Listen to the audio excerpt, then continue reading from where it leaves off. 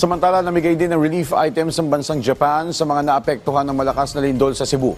Habang ang DSWD patuloy din sa pamamigay ng hot meals sa Northern Cebu.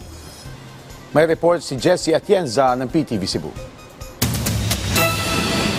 Sinadya ng Ambassador of Japan to the Philippines na si His Excellency Kazuya Endo ang Area Vocational Rehabilitation Center ng Department of Social Welfare and Development Region 7 sa Cebu City para sa formal na pag-turnover ng iba't ibang disaster relief items sa DSWD at sa Cebu Provincial Government, gaya ng tents, sleeping bags, mga kumot, purifiers at mga tarpaulin.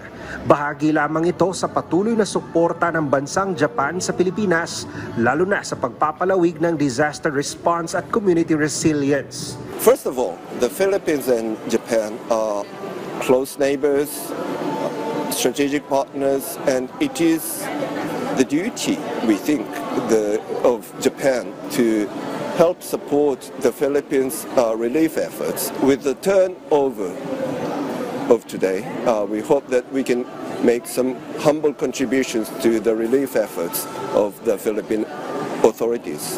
Ayon sa Regional Director ng DSWD-7, malaking bagay ang natanggap na tulong mula sa bansang Japan at titiyakin nilang mabibigyan ang mga lugar kung saan mas maraming lubhang nangangailangan ng humanitarian assistance. We are really thankful to JICA for giving this donation to DSWD, and we will distribute this to the various LGUs. And we will make sure nga ang makadawat ani katug yung mga families nga wala pa'y nadawat from other donors. Sa ngayon, may 6 na mobile kitchens nang nakakalat sa Northern Cebu ang nagbibigay ng hot meals sa ating mga kababayang nasa 10 cities. Tiniyak naman ng DSWD na maingat at malinis ang kanilang food preparation. How sure are we na parang varied ba yung pagkain na piniprepare? Yes, varied. In the sense, number 1, we have a menu, a planned menu. Number 2, our goods or the raw materials are really fresh. No, unya, kita'y nagpalitan na sa DSWD. But there is also an LGU who help us with the raw mats. Nga na ay ilang sila'y mo palit na, kita'y mo cook. The good thing about this is we're able to also partner with DOLE.